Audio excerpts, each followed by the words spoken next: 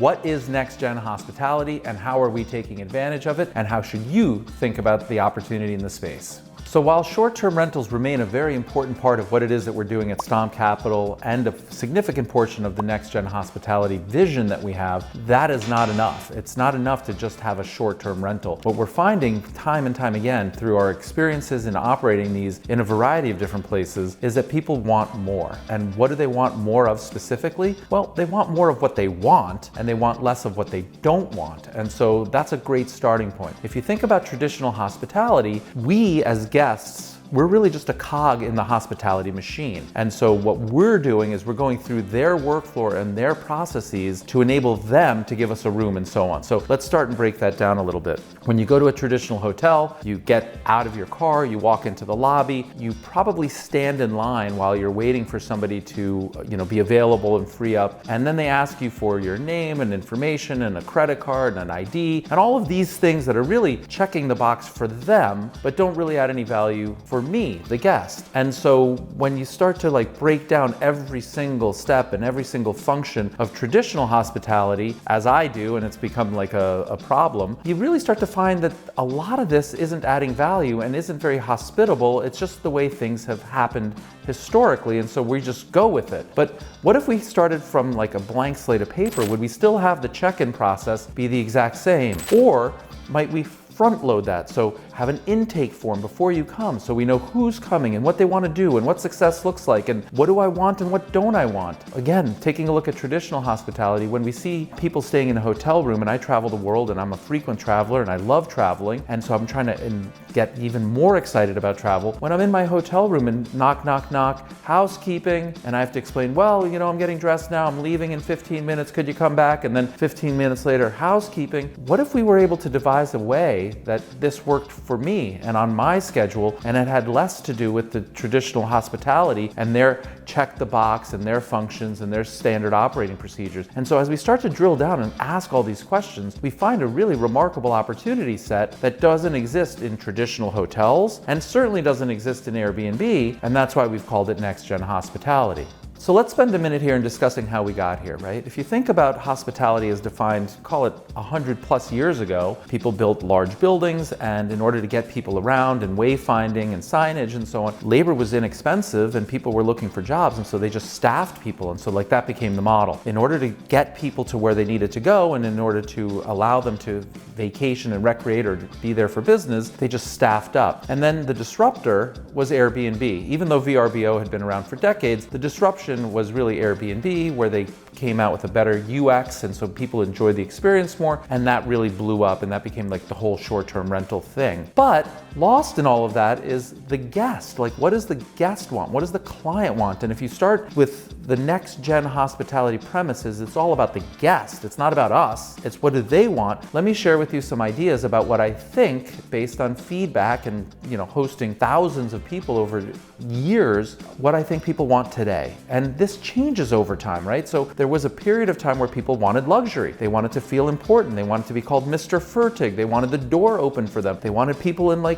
tuxedos and very formal attire, and they wanted this formality, and that made them feel important. And maybe it was ego, or maybe it was just a sign of the times, but today, if somebody greets me in a tuxedo and calls me Mr. Fertig, I literally feel like I'm in the wrong spot. That's not me. That's not what I want. Now, there are times where I really enjoy fine dining, and there are times where I enjoy 5-star hotels, and there's a place and a time, but not every place, and certainly not every time. More often than not, what I think is more relevant to myself and others is privacy. So I want access to those locations, and I want everything to work, but I really want to be left alone. I don't want intrusions. I don't want knocking on the door. I don't want housekeeping. I don't want reminders about bed turn down service, and I don't want to be disrupted. And one of my favorite stories might resonate with you. We've all gone to restaurants. Maybe you're with your family, maybe you're with a loved one, you're having an intimate meal, you're having a private discussion, and guaranteed you are literally interrupted by the waiter or the waitress in the middle of a bite, in the middle of a sentence, by them saying,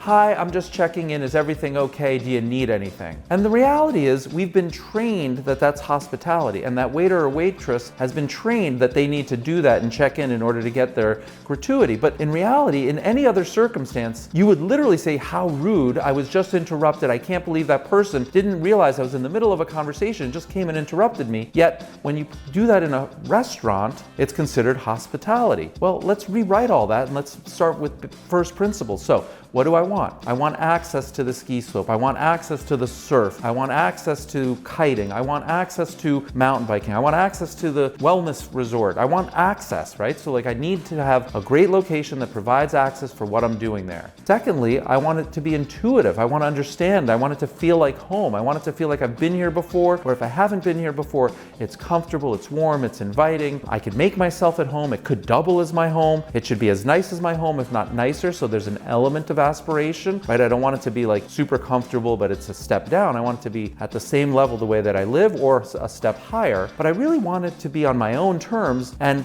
yet I also want these amenities. I also want access to a chef or yoga or a massage or anything like that. And so the question is, how do we devise all that? And that's what we're doing at the Next Gen Hospitality Opportunity Set, is we're blending the best of hotels with the best of Airbnbs, but doing it in a way that no one else is really doing it today. Although I anticipate, like almost everything that we do, there will be a lot of people who start to follow and saying they're doing it themselves, and that's fine. We have an abundant mindset. There's no scarcity here. There's plenty of opportunity, and we own a massive portfolio. So we're really excited about this, and so too are our guests. So to be very clear, this isn't a moonshot. This isn't something that like we think could work and it's really hard to achieve. It's actually just a natural evolution when you stop and think about like what's worked in the past, what's working today, and you look forward a little bit and say, well, what makes this really work going forward, and how do we make this sustainable? And from an investment perspective, and many of you watching this channel are both investors in your own properties or want to be investors, or many of you are investors in Stomp Capital, and thank you very much for that support. But the reason that this works so well is because we're creating greater guest satisfaction with much lower labor costs. In fact, we anticipate in all of our custom-built, purpose-built locations, our labor costs will be half of traditional hospitality. And yet we just said that we would delight guests even more. How is that possible? Well, if you stop and think about what it is that we're optimizing for, is to delight. And in order to delight people, it's not a function of how many times you disrupt and interrupt and disturb and touch and prod and poke.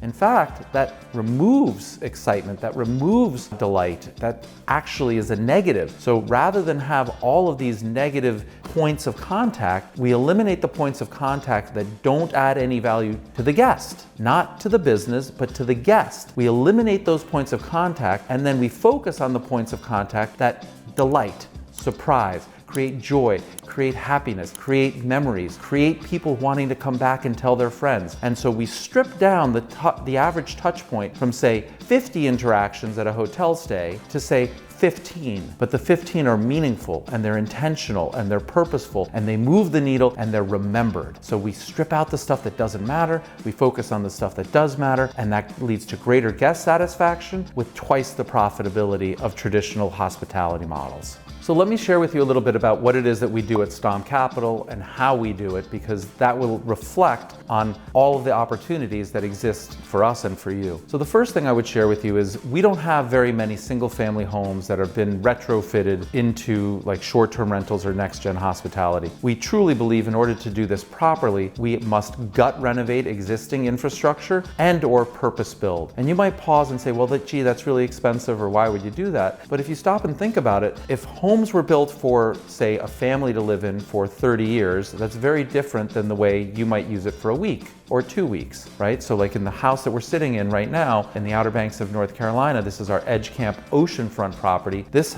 house has no less than 3 living rooms and breakout sessions so that the kids can be in one room having a great time and the adults or parents could be up here having another great time. Or maybe there's business that's happening, so there's a little office and a little living room. And so you start to build things in a different way because the opportunity and how we're optimizing it is different than the way people have lived traditionally. And similarly, if you have an existing hotel or a motel that's been running it fully staffed, you can't just like strip out the labor to get to that net operating profit margin without having some like side effects. So the way that we are able to do this is by purpose building, whether it's gut renovation or ground up construction, but all of our signage, all of our wayfinding, all of the intuition, that goes into the design up front. This is a very proactive approach as opposed to just stripping stuff out. I believe if you were to strip stuff out of an existing hotel, an existing motel, you would find people who are confused, disgruntled, not happy, think service has gone way down. But if you reverse engineer it and you start with the end in mind and you build towards that, then it becomes much more accessible and familiar, and people are like, oh, this is kind of cool, but I know my way around. Like, I feel like I've been here before. This makes all the sense in the world. I know what I'm doing. And then if and when they have a question, we have remote concierge that's available to answer any questions. We have property managers that are nearby that are able to facilitate anything that they need delivered or fix anything. So it just changes the way that we think about it, but it does start with purpose-built and or total gut renovations so that what we're building fits the business model. For those of you who've been following me for a long time, you know that I always say to start with your why. And so our why at Stomp Capital and at EdgeCamp is we're basically building this for me, right? So like I'm the person or the persona that wants something that's nice like this. And so to that end, everything that we're doing at Stomp Capital in the Next Gen Hospitality Fund tends to be high-end, design-focused, quality architecture, and we have hospitality-grade furniture. So we're creating little hotels, whether they're in 6-bedroom homes like I'm sitting in, a 14-bedroom home, a motel, a hotel, but everything that we're doing tends to be at the higher end where we believe we have pricing power and we've got differentiation, but that's not the only formula. I could do the same sort of application, and maybe some of you will, at a lower end, a more modest entry price point or glamping or things like that. But the point is to really understand who you're trying to attract and why they are coming, and then build towards that. So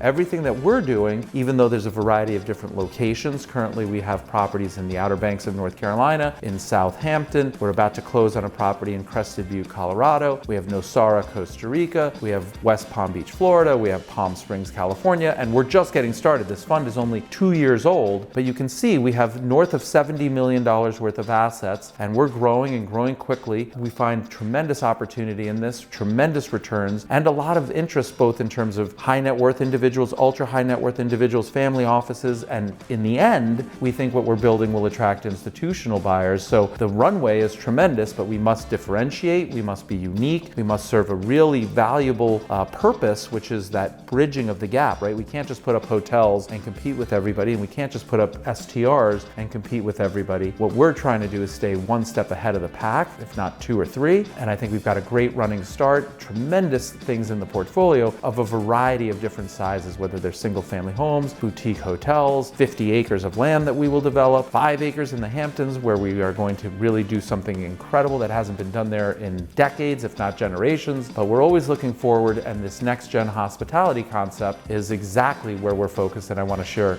more of it with you.